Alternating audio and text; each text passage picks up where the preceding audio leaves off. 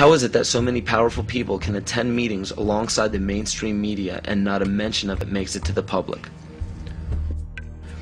This all may start making more sense when you start understanding that common citizens aren't meant to know what is happening at the top. Is there any dispute that to gain power in our day and age, it takes strategy and intelligence rather than brute force? Logic will tell you that in any sport or game, to claim victory, you must keep your moves strategic and secret. Why would it be any different in global politics?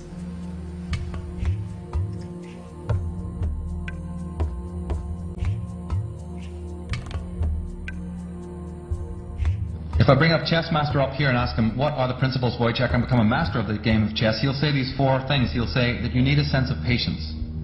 Now, if you don't have patience, don't even try to begin the game to learn it. He'll say you need a sense of timing. If you don't have a sense of timing, don't open the book. You have to have knowledge of your opponent, right? And then the 4th one that they'll tell you is that you need to have the willingness to make any and all sacrifices. Now, ladies and gentlemen, why are the dark side winning the game? It's because they've got infinite patience. They've been working on one thing for 50,000 years. I call that patience. They got a brilliant sense of timing because they know all about the astrology and the divination that we forgot, that our agricultural ancestors all knew about. Well, we're with the Julian calendar and we're not interested in any of that stuff anymore. We're slaves of the watch, but we don't know about the higher time to rule our own lives by. They have amazing knowledge of you. Right? They have intense knowledge of us, their enemies.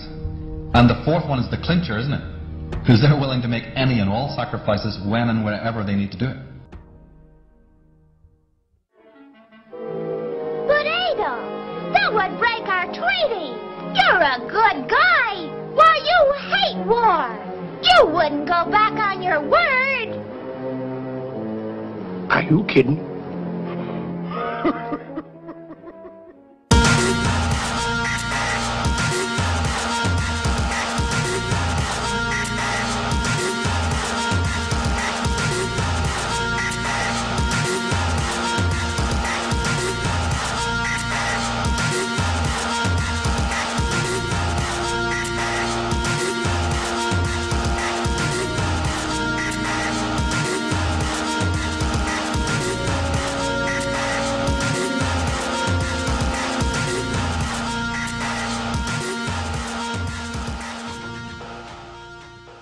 George W. Bush is a direct descendant of Godfrey de Bouillon. The Bouillons were servants of Pope Gregory VII and led the European noblemen into the crusade in order to recapture Jerusalem from the Islamic faith. He became the first king of Jerusalem and Duke of Lower Lorraine, which was known as a major region for the bloodline linked to the Illuminati. Bush is closely related to every European monarch. He is the 13th cousin of Queen Elizabeth and Prince Charles. He also has kinship with every member of the British royal family, the House of Windsor. The House of Windsor is known for abandoning their German names after World War I due to criticism of the people. A lesser-known fact about the House of Windsor, however, is the heavy funding contribution to bring Adolf Hitler to power in the rise of World War II. The swastika is actually a symbol of the sun, referencing to the Sun Order of the occult. The word Nazi is actually Nazi, one of the Anunnaki children of Mother Goddess Ninharsag in the Sumerian texts. And even the word Holocaust is actually Yiddish for burned sacrifice offering. Heinrich Himmler was the commander of the SS and one of the most powerful men in Nazi Germany. Himmler was a seventh-ray occultist and was very influenced by the book Astara by George Luns, who was an Austrian mystic. This occult book mapped out the plan for a cleansing of ethnicities and bringing about one race, and to revive the ancient tradition of the Knights Templar of the Middle Ages. The Knights Templar were a group largely killed off by the French monarchy. The remaining Templar created many Masonic orders and secret societies throughout Europe, from which the Illuminati is believed to have originated. It's important to note as well that the Bush family's ancestor, Godfrey de Bouillon, was a Holy Templar himself. To this day, every single United States president, with no exception, has a direct bloodline relation to British monarchs. And on December 20th, 1993, George Herbert Walker Bush was knighted by the Queen of England as a Knight Grand Cross of the Most Honorable Order of the Bath for his leadership in the Gulf War. Does it strike you as odd that our president, our leader, kneeled before the Queen of England in a ceremony that symbolizes allegiance?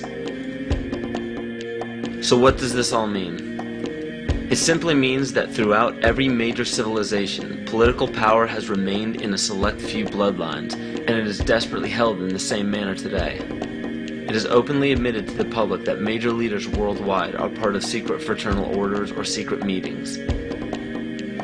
But what is not disclosed to the public is the purpose of these meetings. So let me spell this out for you. The major leaders from around the world are part of a united effort to remain in power forever.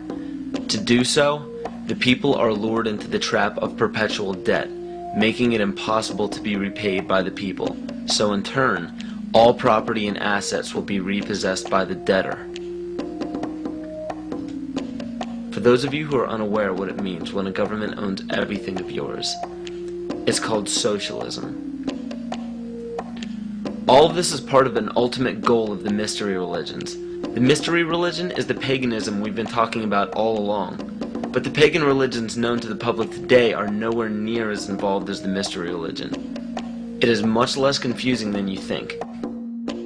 Try to imagine this practice as less of a religion and more of an ambition. The ambition is to reach enlightenment. There is no superhuman intelligence or fantasy involved in this. The gifts of God are very simple. Omnipresence. The power of one being or consciousness to be everywhere at once. Omniscience. The power of knowing everything that can be known. And omnipotence. To have unlimited power. We see all of this today. It cannot be denied.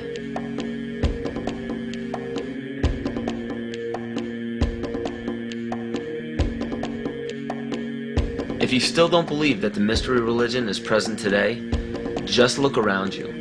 There are literally thousands of statues and emblems of ancient religions on every political establishment. Even on military uniforms, these symbols are found everywhere, but not only in our country. The same emblems are found on every nation's military uniform. And why would this be? Because a life taken at a chosen time, place, and a specific manner, it becomes a sacrifice. And to further illustrate this point, on March 20th, 2003, President Bush launched a bombing of Baghdad at 5:50 Baghdad time. This lasted into March 21st. It was called shock and awe by the mainstream media, but according to the mystery religion, this date is known as the Eve of Ostara, more commonly known as the spring or vernal equinox. Occultists worship the goddess of the earth, Gaia, on this day. The Druids knew this date as the spring fertility rite, the day of feast. The war was promptly ended on May 1st, 2003. This date is known in the Druidic calendar as Beltane, or Walpurgis Night. It was named after Saint Walpurga, who was the pagan goddess of fertility. From March 20th to May 1st, the pagan ritual is to give blood to the earth and renew life to the goddess of fertility. What better time frame to declare a bloody war on the days of a ritual sacrifice and end it exactly when the pagan ritual ends? The parallels are uncanny. These are all facts written in many different sources around the world and are available to anyone to discover. Connecting the dots is up to you, but make your own decisions instead of settling for conclusions that others have put in place before you.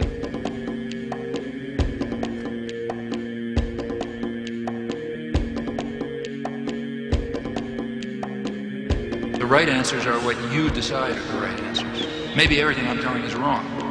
I mean, I can tell you what I think happens to be more or less right, but there isn't any reason why you should pay any attention to it.